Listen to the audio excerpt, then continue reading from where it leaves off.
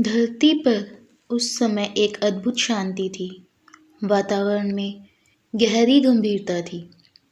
ऐसा लग रहा था जैसे स्वयं समय भी ठहर गया हो।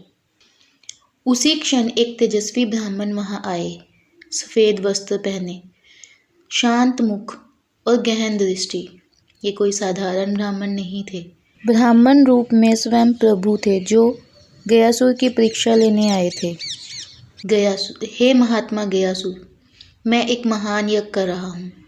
उस यज्ञ के लिए मुझे एक ऐसा शरीर चाहिए जो पूर्ण तरह से पवित्र हो। क्या तुम मेरे यज्ञ के लिए अपना शरीर दान करोगे? यह सुनते ही गयासुर का हृदय श्रद्धा से भर गया। उसने बिना किसी संकोच के सिर झुका दिया।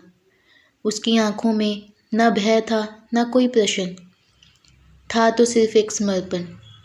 वह बोला, हे प्रभु, यदि मेरा शरीर देव कार्य में उपयोगी हो सकता है तो इससे बड़ा सौभाग्य मेरे जीवन में और क्या होगा।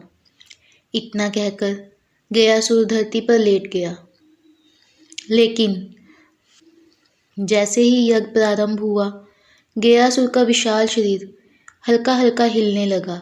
धरती कांपने लगी, यज्ञ की अग्नि डगमगाने लगी, मंत्रों की लय टूटने लगी। तभी सभी देवता चिंतित हो उठे। यह कंपन यज्ञ में बाधा बन रहा था।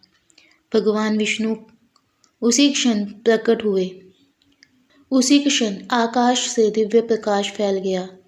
चारों भुजाओं में शंख, चक्र, गदा और पद्म धारण किए भगवान विष्णु स्वयं प्रकट हुए। विष्णु जी ने देखा गयासुर का शरीर अनजाने में यज्ञ को रोक रहा है। भगवान विष्णु आगे बढ़े। उन्होंने अपना दिव्य चरण गयासुर के शरीर पर रखा। जैसे ही उनका चरण स्पर्श हुआ, धरती का कंपन थम गया, यज्ञ शांत हो गया और पूरा ब्रह्मांड क्षण भर के लिए स्थिर हो गया। चरणों के नीचे दबा होने पर भी गयासुर पूर्ण चेतना में था। उसने करुणा स्वर में कहा, प्रभु, आपने मेरे शरीर को अपने चरणों से पवित्र किया है। मेरी एक अंतिम इच्छा है, मेरा शरीर ऐसा पवित्र बने, जो भी यहाँ अपने पितरों का श्राद्ध करे उन्हें मोक्ष की प्राप्ति हो। क्षण भर का मौन छा गया। भगवान विष्णु ने वरदान दिया और बोले, तथास्तु। उनकी वाणी के साथ ही गयासुर का शरीर साधारण शरीर नहीं रहा।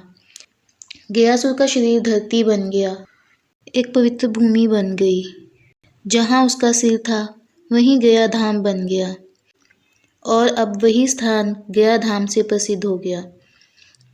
पितृ मोक्ष की सबसे पवित्र भूमि।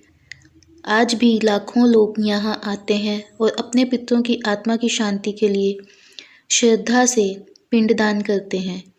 गयासुर ने न तलवार से विजय पाई न युद्ध से, उसने अमरता पाई अपने त्याग से।